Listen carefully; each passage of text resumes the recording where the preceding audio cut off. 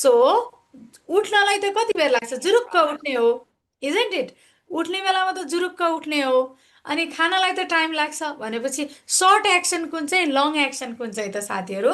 Long action भनेको हेर्नुहोस् त ब्रेकफास्ट खाने भयो, र सर्ट एक्सन भनेको when I got up, right? So short action verb to long action past continuous tense है त। Long action past continuous tense, short action verb to, त्यसैले this question is from past continuous tense है त। यहाँनिर कुन चाहिँ long action हो? Breakfast खाने काम चाहिँ लङ एक्सन हो। सर्ट एक्सन कुन चाहिँ हो? Got up. त्यसैले सर्ट एक्सनमा verb to लगाउने, अनि लङ एक्सनमा के लगाउने? पास्ट कन्टिन्युअस, अर्थात् was or were plus verb, plus verb 4. So the correct answer is option number A. Sorry, option number B. They all were having breakfast when I got up. Are you getting it? So यस्तो खालको क्वेसनमा हजुरले short action हेर्ने, long action, it's a very beautiful trick. So please try to grasp it है त। दुईटा एक्सनलाई छुट्याउनुहोस्, एउटा short action always okay verb to, long action always past continuous tense. So this question is from past continuous tense. They all were having breakfast when I got up, है त। Now let's go towards another question. ल 6 नम्बरको number be भयो है त। 6 नम्बरको number be भयो।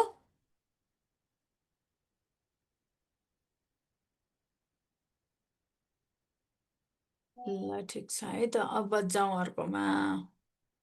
The British dash a long history. The British dash a long history. अब के छ भन्दाखेरि ब्रिटेनमा बस्ने मान्छेलाई पनि ब्रिटिस भन्छ, राइट? र त्यहाँको भाषालाई पनि ब्रिटिस भन्छ। अब हामीलाई थाहा पाउनु पर्यो कि ब्रिटिस चाहिँ भाषा हो कि, ओके, ब्रिटिस चाहिँ भाषा हो कि मान्छे हो? either it is talking about nationality or it is talking about हेर्नुहोस् है ल्याङ्ग्वेज। ल्याङ्ग्वेजको अगाडि द लाग्दैन, एउटा ट्रिक है त।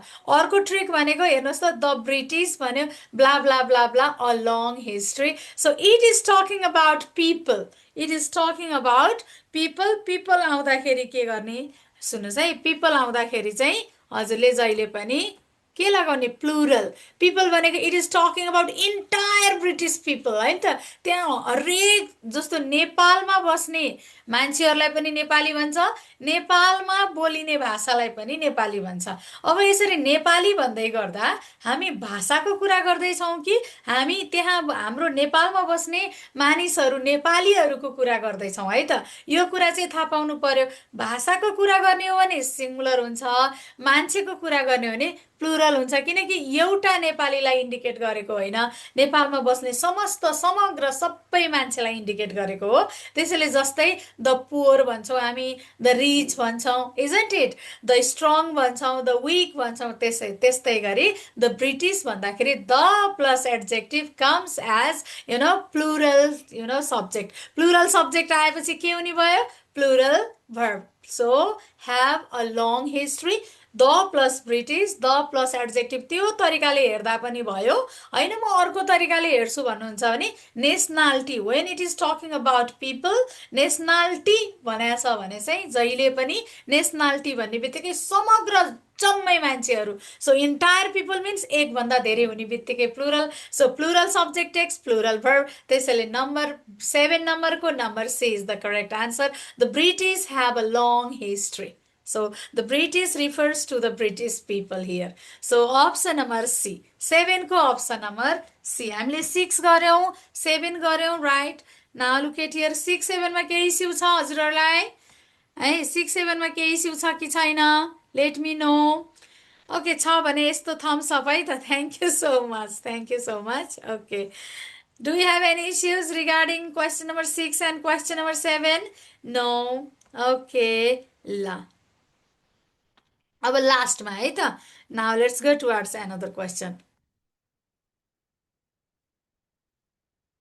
ल 6 नम्बरको क्वेसन थियो पास्ट कन्टिन्युअस टेन्स। पास्ट कन्टिन्युअसमा हामी was were plus okay verb four लगाउँछौँ। त्यसैले हामीले हाम्रो चाहिँ सब्जेक्ट प्लुरल थियो, त्यसैले हामीले वेयर लगायौँ, राइट? अनि 7 नम्बरमा पनि प्लुरल नै छ, त्यसैले हामीले ह्याभ लगायौँ। ल जाउँ, Now let's go towards 8 number.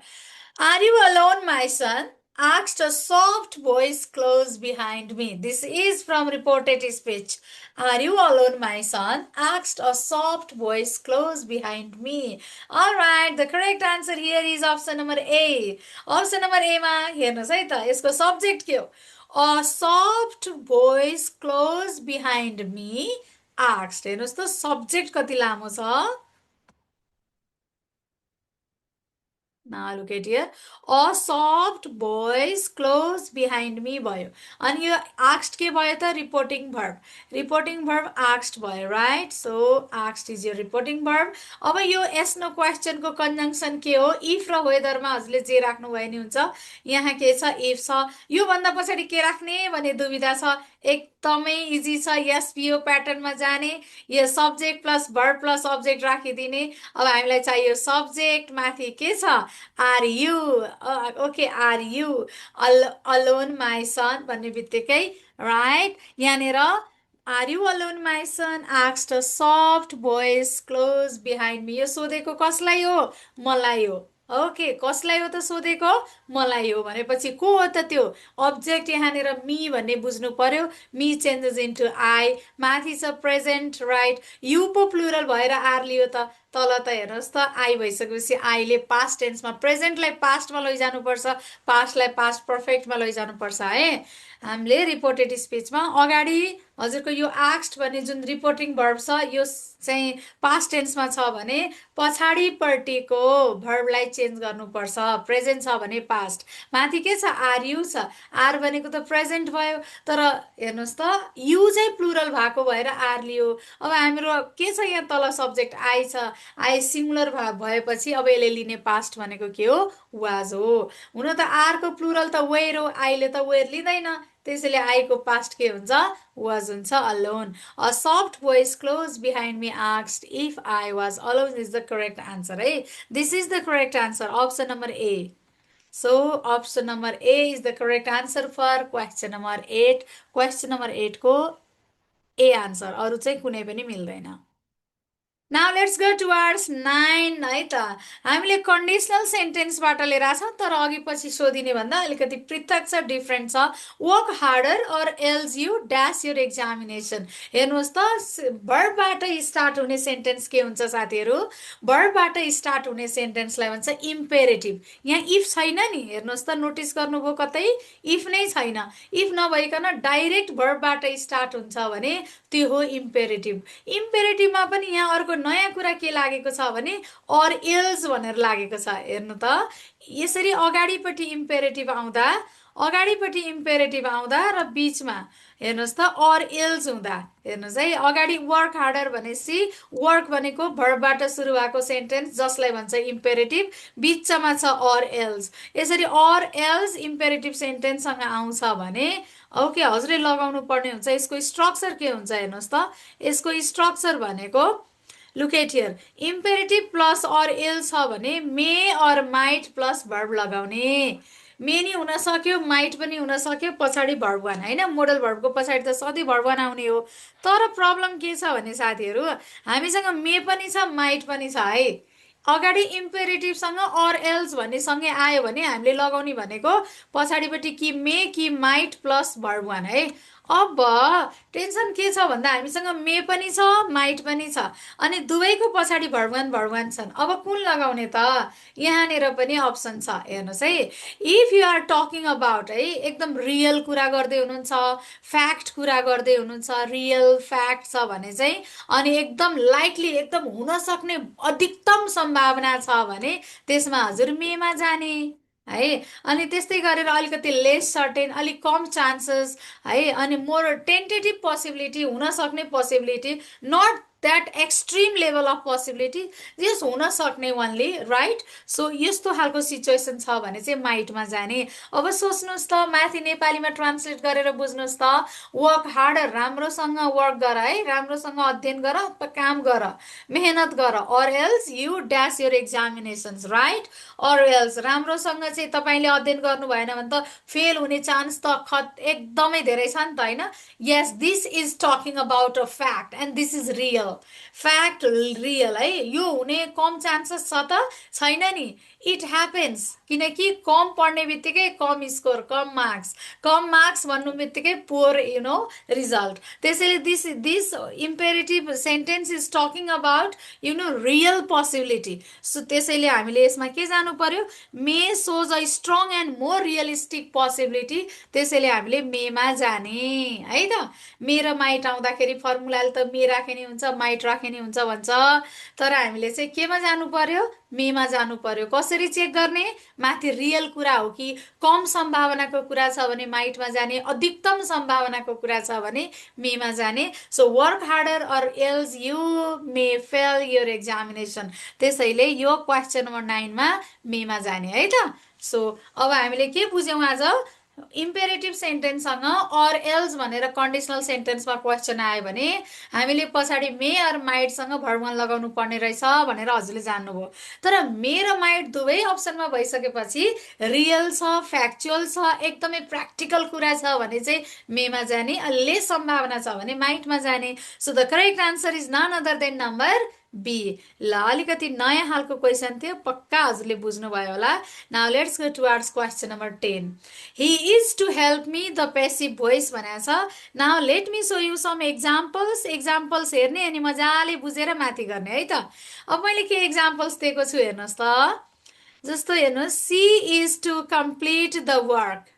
हेर्नुहोस् है, यहाँ माथि के थियो, he is to help me भनेको थियो, तल मैले एक्जाम्पलमा के लिएर आएँ, she is to complete the work. अब यसमा हेर्नुहोस् त, she is to complete the work, यो द वर्क भनेको के हो, कम्प्लिट भनेको भर्ब, भर्बको आडैमा के हुन्छ, अब्जेक्ट। हेर्नुहोस् त, the work is your object भनेपछि केलाई अगाडि ल्याउनु पर्यो, द वर्कलाई। अनि इज टुलाई जस्ताको तस्तै, जहाँ माथि टु आउँछ त्यहाँ प्यासिभ बनाउँदा बी लिएर आउनुपर्छ, बी त एक्लै बस्दैन, बल्छै चाहियो।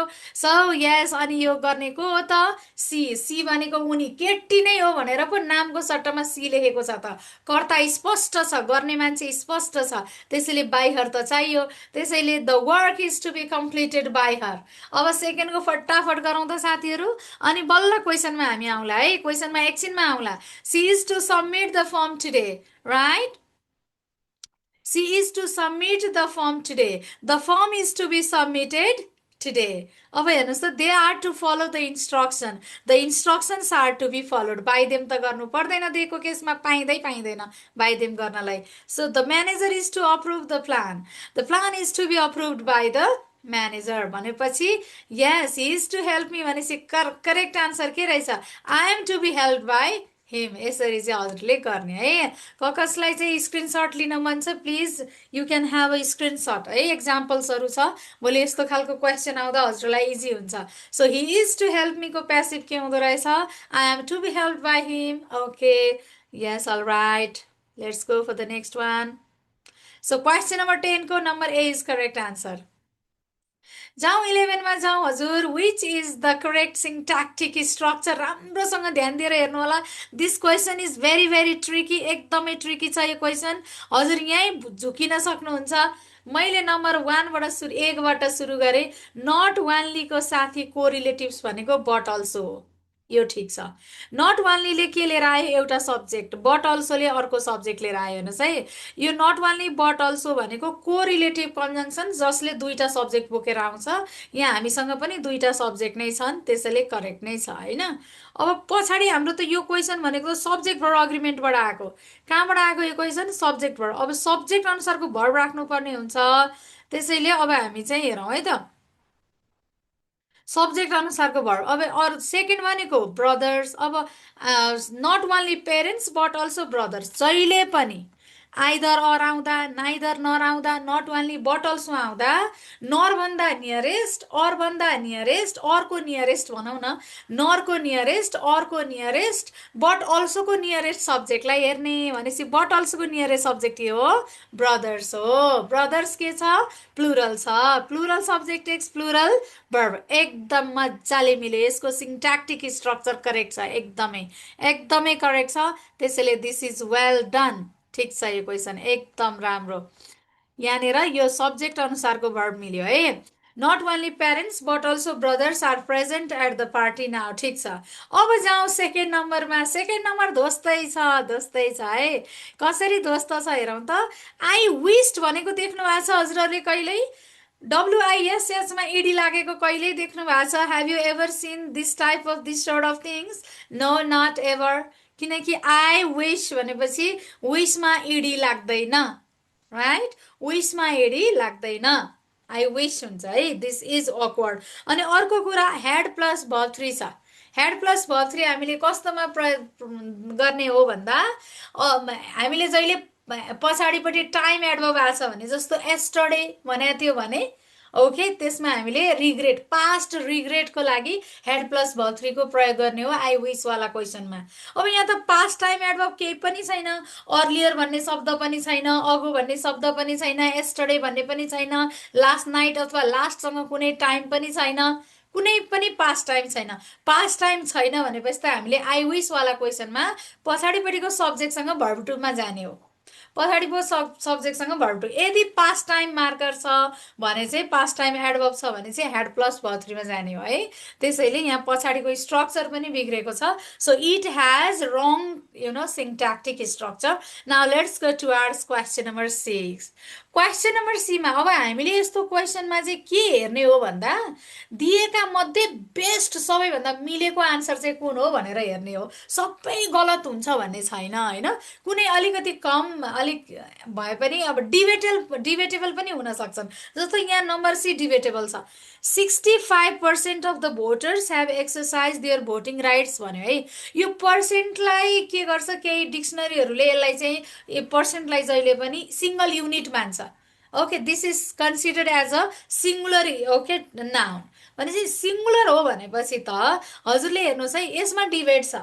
डिबेट छ भनेको मतलब देयर इज स्टिल कन्ट्रोभर्सी कि कसैले यसलाई प्रेजेन्ट, यसले कसैलाई सिङ्गुलर मान्छ, कसैले यसलाई प्लुरल नै मान्छ। 65 भनेको छ नि त होइन, 65% अफ द भोटर्स भनेको छ नि त पछाडि।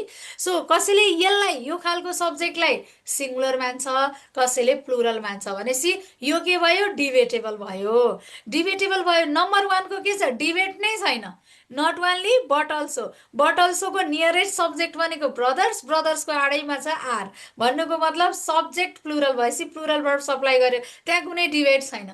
नम्बर बी टोटली रङ छ, त्यहाँ डिबेट गर्नुपर्ने कारणै छैन। नम्बर सीमा आउनुहोस् त। केही भन्छन् पर्सेन्टेजलाई के अरे एउटा सिङ्गल युनिट मान्नुपर्छ होइन, कोही भन्छ होइन त्यहाँ भोटर्स भएको कारणले गर्दाखेरि 65% भनेको छ, त्यो भएको कारणले त्यसलाई प्लुरल पनि मान्नुपर्छ भनेको छ। अब नम्बर सी त watch and see, wait and सीमा भयो। हामी नम्बर सीमा कन्फ्युज छौँ एकछिनलाई है। अब जाउँ नम्बर डीमा। द लोकल लेभल हेर्नुहोस् है, यहाँ म केही कुरा देखाउँछु। यो क्वेसनबाट हजुरले धेरै कुरा सिक्नु पर्ने छ। भोलि आउँदा दिनहरूमा यस्ता क्वेसन आउन सक्छन्, कुनलाई चाहिँ मान्ने भनेर है। द लोकल लेभल इलेक्सन भन्यो है, यहाँनिर एउटा भर्ब छ टुक। The local level election took place before the first phase of the provincial election. फेरि took place भन्दै हेर्नुहोस् त, यो took place फेरि लेखिरहन आवश्यक छैन। हजुरले के मात्र लेखिदिँदा हुन्थ्यो भने the local level election took place before the first phase of the provincial election लेखे पुग्थ्यो होइन। हामी she dances and she sings a song भन्यो भने सी सिङ्स एन्ड डान्सेस मात्र लेख्दै पनि पुग्यो नि त। त्यहाँ फेरि त्यो टोटल यति धेरै चाहिँ लेखिरहनु पर्छ त, पर्दैन नि त। This we can achieve okay from our common sense. त्यसैले यो टुक टुक डबल प्रयोग भएको छ।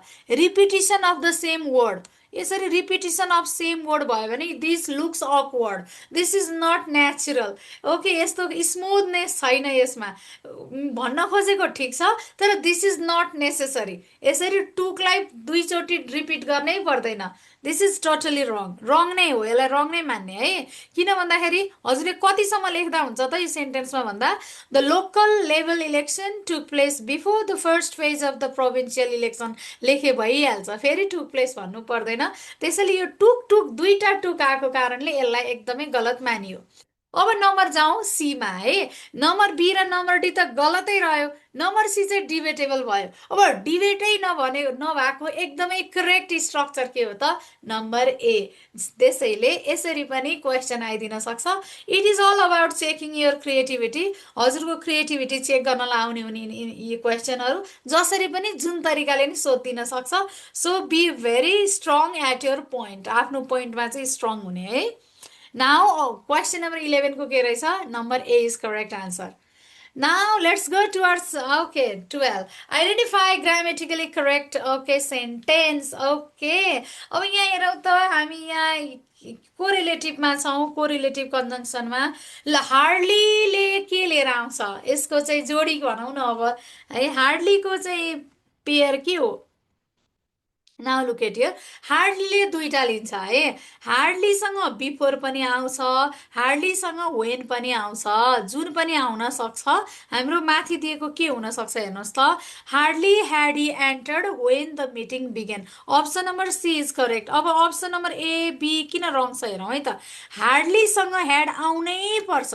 यहाँ आइदियो डिड, यो बिग्रियो। हार्डलीसँग ह्याड आयो, ही एन्टर्ड पनि आयो, तर हार्डलीको कोरिलेटिभ भनेको देन होइन। हार्डलीको पेयर भनेको त वेन हो। त्यसैले अरू त सबै ठिक थियो। पछाडिको सब्जेक्टसँग भर्टु लाउने हो त्यो पनि ठिक छ, मात्र एउटा देनले बिगार्यो। नम्बर सीमा सबै ठिक छ। हार्डलीसँग ह्याड आउनुपर्छ, त्यसपछि सब्जेक्ट, त्यसपछि अगाडि ह्याड आएपछि पछाडि भर्ब थ्री कम्पलसरी आउनु पर्यो। वेन र बिफोरमा एउटा आउनु पर्यो। त्यस पछाडि द मिटिङ भनेको सब्जेक्ट, सब्जेक्टको पछाडि भर्ब टु हुनु पर्यो। Entire structure is correct. Now let's go for question number D. हेरौँ त। Hardly he had. अब हार्डलीसँग ह्याड आउनु पर्ने, अगाडि सब्जेक्ट लिएर आइदिएको छ। That is wrong. सो हाम्रो अप्सन नम्बर डी पनि रङ। त्यसैले हार्डलीसँग आउँदाखेरि हजुरले के बुझ्नु पर्यो? हार्डलीले बिफोर पनि लिन्छ, हार्डलीले वेन पनि लिन्छ। सो द करेक्ट पेयर अथवा कोरिलेटिभ भनेको के रहेछ? हार्डलीको वेन अथवा बिफोर हो। हाम्रोमा चाहिँ यहाँनिर के रोज्नु पर्यो?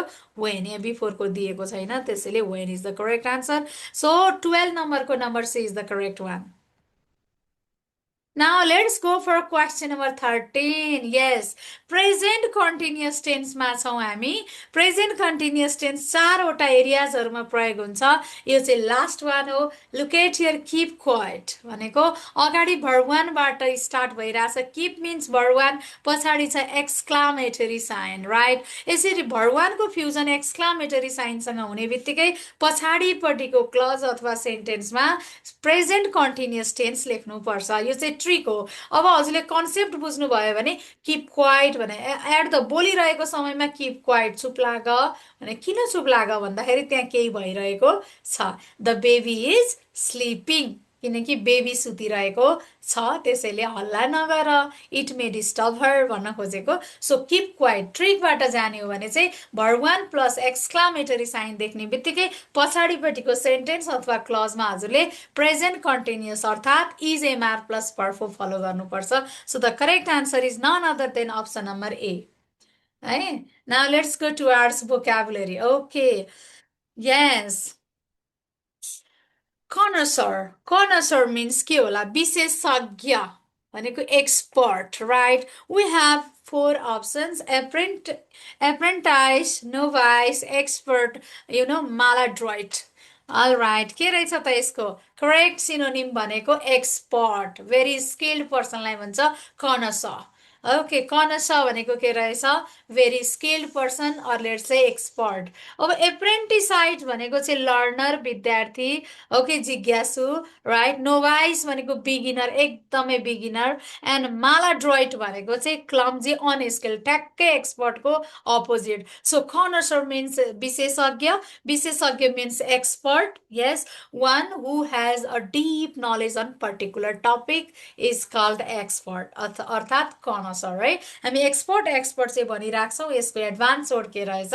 कनसर। सो यस, 14 नम्बरको number C is the correct answer. Now let's go 15 number. Now 15 number is mandatory is opposite in meaning to. अब के को चाहिँ mandatory opposite हुन सक्छ? हेर्नुहोस् त, we have four options. Imperative means अनिवार्य, optional means वैकल्पिक, Compulsory means अनिवार्य. Boldness means courageous अथवा courage, right? So यहाँनिर mandatory means अनिवार्य, बाध्यकारी, must be done at any cost by hook or crook भन्ने टाइपको mandatory obligation भने जस्तो, right? So यहाँ चाहिँ यसको चाहिँ opposite के हुन्छ त? Optional. Optional भनेको you have choice. Okay, it's up to you होइन, it's up to you, it's your choice. हजुरले जुन पनि रोज्न सक्नुहुन्छ. You have two options, you can go either for first one or second one. तर अब mandatory भनेपछि you have no choice. जस्तो मैले भने you must look after your parents भनेपछि you have no choice, it is mandatory, you must look over your parents, right? Yes, here 15 number number B, that is optional. Let's go towards question number 16, and this question is from one word, single word expression, or let's say one word substitution. One who speaks less and avoids social interaction. है एकदमै कम बोल्ने र social interact गर्न पनि avoid गर्ने, नरुचाउने मान्छेलाई के भन्छ? यस्तो नेचर भएको मान्छेलाई भन्छ taciturn. So fancy word, I love this word. Yes, taciturn. थोरै बोल्ने मान्छेले मिस्टेक पनि लाइफमा गर्दैन, right? There will be no any mistakes from his side. So taciturn means who speaks very little. Okay, so अब taciturn, reserved पनि भन्न सकियो. So one who speaks less and avoids social interaction, such people are called taciturn people. So gregarious means millions are very friendly people. Okay, verbose means talks too much, extrovert, or let's say अब chatterbox, let's say chatterbox. Okay, बोलिराख्ने chatterbox. Chatterbox को just opposite के हुँदो रहेछ? taciturn. reticent भनेको okay, reserve, not very talkative. अब रेटिसेन्टमा पनि जान सकिन्थ्यो, तर taciturn is the best word. Taciturn भए रेटिसेन्टमा हामी जान पर्दैन. Taciturn is the best word. Now let's go towards question number 17. His argument, though eloquent, was ultimately dashed by factual inaccuracies. Okay, his argument, though eloquent. अब मैले हजुरलाई अस्ति नै भनेको थिएँ, although, though, even though. Look at here. Although, though, even though, even if भनेको के हो? सेम हो. अल्दो जहाँ प्रयोग हुन्छ त्यही दो प्रयोग हुन्छ, जहाँ दो प्रयोग हुन्छ त्यही इभन इफ प्रयोग हुन्छ, जहाँ इभन इफ प्रयोग हुन्छ त्यही के प्रयोग हुन्छ? दो पनि प्रयोग हुन्छ, राइट? सो अल्दो, दो, इभन इफ र इभन दो भनेको सेम हो. यिनीहरू कन्ट्रास्टमा प्रयोग हुन्छ, कन्ट्रास्ट सिचुएसनमा.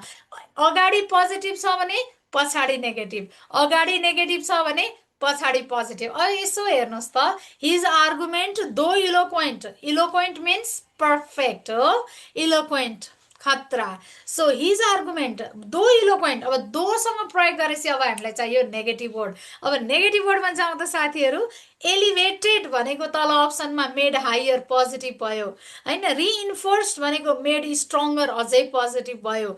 भिन्डिकेटेड भनेको प्रुभड राइट, यसलाई पनि हामी पोजिटिभ कन्सिडर गरौँ. एउटा हामीलाई नेगेटिभ सिनारियोमा नेगेटिभ वर्ड चाहियो. So yes, undermined means weakened. Okay, fragile बनाउनु, कमजोर बनाउनु.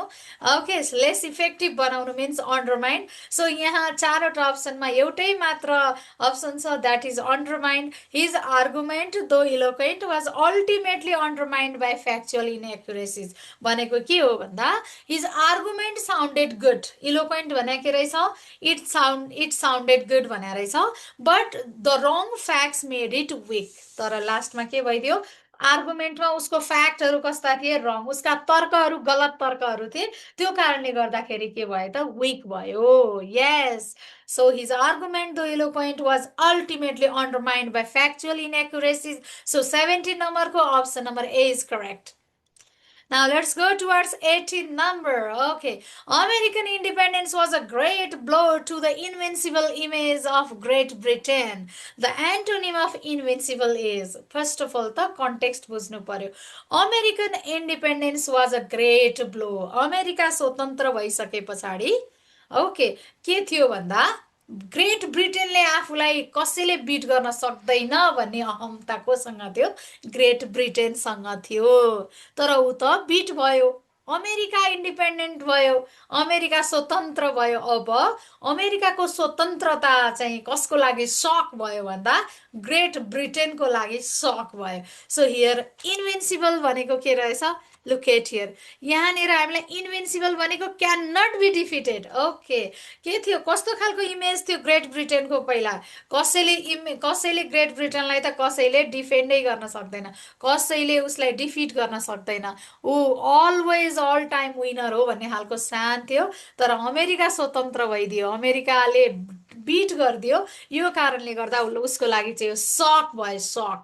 सो अब हामीलाई चाहियो इन्भिन्सिबल भनेको क्यान नट बी डिफिटेड, र यसको अपोजिट हो भल्नरेबल भनेको कमजोर, easy to hurt, can be hurt or defeated. अब इम्प्रेग्नेबल भनेको चाहिँ क्यान नट बी अट्याक, यो चाहिँ अपोजिट, इन्भिन्सिबलको सिनोनिम भयो। अनबिटेबल भनेको पनि इन्भिन्सिबल नै हो, सिनोनिम नै भइहाल्यो, can not be defeated. Insurmountable भनेको पनि can not be overcome, right? So number B, number C, number D somehow related to each other. We can relate to each other, right? तर number A, vulnerable, totally negative word. Invincible, totally positive. And it's we need an antonym. So or let's say vulnerable is its antonym. Okay, number 18 ko A bhayo. Now let's go towards 19 number, which is the plural of coat of mail. Okay, coat of mail. First of all, I'd like to say what is meant by coat of mail. Okay, mail भनेको के होला? पहिला पहिला battle फिल्डमा जाने बेलामा, okay, युद्धको मैदानमा जाने बेलामा कस्तो खालको अस्त्र लगाइन्थ्यो शरीरमा भन्दाखेरि धातुबाट बनेका कपडाहरू लगाइन्थ्यो, धातुबाट बनेका, that is called coat of mail. Okay, धातुबाट बनेका है। सो यसलाई भन्छ, ओके, सो यसको प्लुरल के हुन्छ त? कोड्स अफ मेल। के हुन्छ? COATS, कोड्स अफ मेल हुन्छ है। So the plural of coat of mail is coats of mail. तल थोरै एक्जाम्पल दिएको छु मैले। कप अफ टी को प्लुरल के हुन्छ? Cups of tea. Piece of cake को pieces of cake. Coat of mail को coats of mail. Just like as this, coat of mail को के हुने भयो? कोट्स अफ मेल हुने भयो है। So let's go towards question number 20. Choose the correct meaning of the idiom. Keep your fingers crossed. Very nice idiom is this. Now let's say to hope for good luck or success is keep your fingers crossed. So the correct indirect meaning of the idiom keep your fingers crossed is none other than to hope for good luck or success है त। ल, let's go towards our question number 1, or let's go towards our reading comprehension. All right, let me check 422. All right, now yes, so this is our passage. Now let me read the question at first. According to the passage, is very easy today. According to the passage, democracy in developing countries primarily emerged as a result of के हुन सक्छ होला? Okay, our keyword is democracy. So let's go up and read all the highlighted parts here. In contrast, in many developing countries, democracy emerged primarily as a consequence of anti-authoritarian struggles and independence movements. Yes, all right. So here number 1 ko answer is number D. Yes, according to the passage, democracy in developing countries primarily emerged as a result of anti-authoritarian and independence struggle. हैन त? हाम्रो नेपालमा पनि त्यही नै हो हैन? राणा शासनको 104 वर्ष लामो इतिहासलाई चिरेर त्यति बेलाको सप्रेसन अपरेसनलाई चिरेर चाहिँ डेमोक्रेसी आएको थियो। Yes, this is anti-authoritarian and independence struggle. Yes. So let's go towards number 2. What contradictory role did colonial rule play in the development of democracy? Yes, so let's go. First of all, read the second whole paragraph, right? Colonial rule, though varying in form, across regions, played a contradictory role in this process. On the one hand, it introduced centralized administrative systems, modern education, and legal frameworks that later facilitated democratic governance. On the other hand, Colonial powers frequently governed through divisive, policies, encouraging ethnic, linguistic, or religious distinctions to maintain control. These divisions persisted into the post independence period, posing serious challenges to democratic consolidation. What does it mean? It means that it both facilitated governance and promoted divisions. So, what contradictory role did colonial rule play in the development of democracy? So, this is option number C according to the second paragraph. Now let's go towards question number 3. The passage suggests that democratic movements help to पक्कै पनि positive कुराको लागि यसले चाहिँ help गर्छ. So yes, generate awareness beyond communal identities. Of course, माथि highlighted part हेर्नु होला. Despite these obstacles, democratic movements in developing nations fostered a sense of political participation that's transcended narrow communal identities. That means it generates awareness beyond communal identities. Okay, number 3 go option number A, generate awareness beyond communal identities. Now let's go for question number 4. Which of the following best describes democracy in developing countries as per the passage? Okay, passage को अनुसार कुन चाहिँ best describe गराएको छ त? Yes, this is none other than option number D, that is dynamic and contested. Dynamic and contested is the, is the best thing that is described by the democracy. So, thus, last line here, Nola. Thus, democracy in developing countries has remained a dynamic and contested process. Keyword नै आफै त्यही बसिरहेछ. Simultaneously empowering citizens while struggling against fragmentation and institutional weakness. So, कहिले अप्ठ्यारो, कहिले easy, कहिले hard यस्तै छ हैन हाम्रो पेसेज. So, yes, एकचोटि म हजुरहरूलाई अब 5 question 5 नम्बरको बाँकी नै छ. How did colonial powers influence post-independence democratic challenges in developing countries? How did? Now tell the process. Okay, they encouraged ethnic, linguistic, or religious divisions that persisted after independence, right? माथि हेर्नु होला. On the other hand, highlighted part म यहाँ read गर्दैछु. On the other hand, colonial powers frequently governed through decisive policies, encouraging ethnic, linguistic, or religious distinctions to maintain control, blah, blah, blah. So from this, we come to know that they encouraged ethnic, linguistic, or religious divisions that persisted after independence. ल है साथीहरू 5 नम्बरको number B is the correct answer. So अब 6 नम्बरको म भन्दैछु जतिजना पछाडि जोइन हुनुभएको थियो. यस 6 नम्बरमा हुनुहुन्छ 6 को they all were having breakfast when I got up. Past continuous टेन्सबाट छ. सर्ट एक्सनलाई जहिले पनि भर्ब टु, लङ एक्सनलाई जहिले पनि कन्टिन्युअस फर्म त्यो पास्ट कन्टिन्युअस फर्ममा लैजाने. सो 6 को बी, 7 को सी, 7 को सी, 8 को ए, 9 को बी, 10 को ए, 11 ए, right 11 A, 12 C, 13 A, 14 C, 15 B, 16 B, right? 16B, 17, of course, A, 18 A, 19 B, and 20 is C. So after all, we have finished our today's feedback session. So hope you have understood.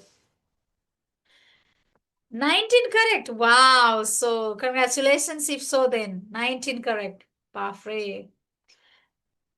La, any? All right.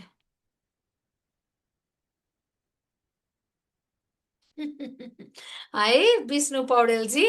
Anyway ल this much for today. भोलि फेरि हामी नयाँ क्वेसनसँग नयाँ feedback लिएर भोलि बिहान म आउँदैछु ठ्याक्क एट 8:15 मा. सबैजना जोडिनु होला है. ल, have a good night. Bye bye. See you.